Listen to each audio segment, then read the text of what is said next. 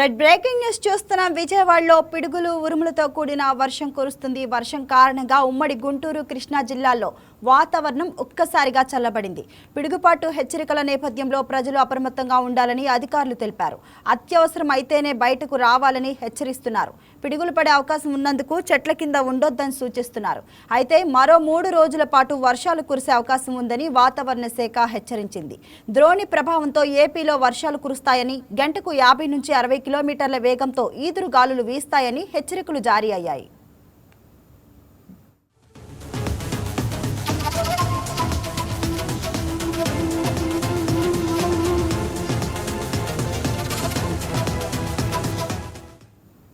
దీనిపై మరింత సమాచారాన్ని మా కరెస్పాండెంట్ హారిక లైవ్లో అందిస్తారు. హారిక, చెప్పండి, మరి ఉమ్మడి గుంటూరు కృష్ణా జిల్లాలో వాతావరణ పరిస్థితులు మార్పులు ఏ విధంగా ఉంది? అలానే ప్రెసెంట్ అయితే ఇప్పుడు విజయవాడలో వర్షం పరిస్థితి ఏ విధంగా ఉంది?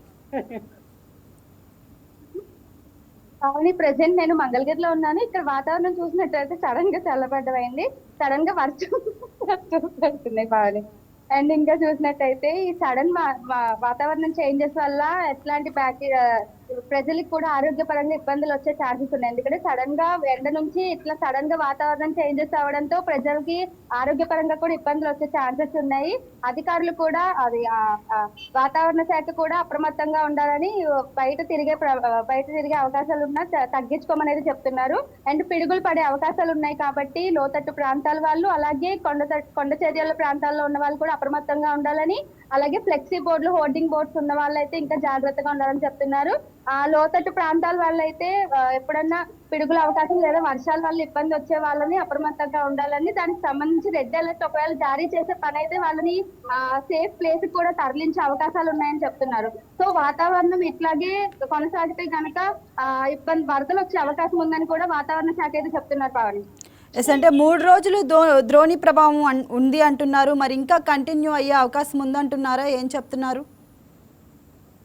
Pavani, present summer heat sudden గా ఇంత కూల్ అయిపోవడము, ఇదే వర్షాలు కంటిన్యూ అవుతాయని, రానున్న 3 రోజుల్లో కూడా భారీ వర్షాలు, పిడుగులతో కూడిన ఈదురుగాలులు కూడా వచ్చే అవకాశాలు ఉన్నాయని అయితే వాతావరణ శాఖ హెచ్చరిస్తున్నారు. దీనికి సంబంధించి రెడ్ అలర్ట్, కొన్ని ప్లేసెస్ అయితే రెడ్ అలర్ట్ చేయడం జరిగింది. సో అలాంటి ప్లేసెస్ కి ఎక్కడైతే ముప్పు ఎక్కువ వస్తుందో ఆ ప్లేసెస్ ని ముందుగా గుర్తించి అక్కడ ఉన్న పీపుల్ ని కూడా ఒక సేఫ్ ప్లేస్ కి తరలించే అవకాశం కూడా రానుంది పావని. హారిక, అంటే చెట్ల కింద ఉండొద్దని అయితే అధికారులు చెప్తున్నారు, సూచిస్తున్నారు. మరి ఇంకా ఎలాంటి ప్రమాదకర ప్రాంతాలు నివారించాలి అని అంటారు మీరు? పావని, ఫస్ట్ ఆఫ్ ఆల్ చెట్ల కింద అంటే పిడుగులు పడే అవకాశం ఉంది. చెట్ల కింద ఉండే వాళ్ళకి ఎక్కువ ఇబ్బందులు, అక్కడే ఎక్కువ పిడుగులు పడే అవకాశం ఉంది. సో అలాంటి వాళ్ళు అప్రమత్తంగా ఉండాలి. ఎలాంటి పరిస్థితుల్లో అయినా వర్షాలు, పిడుగులు పడే టైంలో చెట్ల కిందకి అయితే అసలు వెళ్ళొద్దు అని అయితే వాతావరణ శాఖ అయితే గట్టిగా చెప్తున్నారు. ఎందుకంటే పిడుగుల టైంలో చెట్ల కింద ఉండడం వల్ల అటువైపు ఎక్కువ పిడుగులు పడే అవకాశం ఉంది కాబట్టి వాళ్ళకి ప్రాణహాని జరిగే అవకాశం ఉంది. సో అండ్ రెడ్ అలర్ట్ లో ఉండే వాళ్ళకి కూడా, అంటే లోతట్టు ప్రాంతాలు, నీళ్లలో మునిగే ప్రాంతాలు కూడా అప్రమత్తంగా ఉండాలని కూడా చెప్తున్నారు. సో దీన్ని బట్టి వాతావరణ శాఖ రానున్న 3 రోజులు ప్రజలందరూ ఆరోగ్యపరంగా కానీ బయటికి వెళ్ళేలాగా ఉండకుండా పనులన్నీ కొంచెం జాగ్రత్తగా చేసుకోవాలని చెప్తున్నారు పావని. హారిక, అంటే రెడ్ అలర్ట్ ప్లేసెస్ అనేది ఏంటి, మెయిన్ అనేది ఏమైనా ఇన్ఫర్మేషన్ ఉందా ప్లేసెస్ గురించి?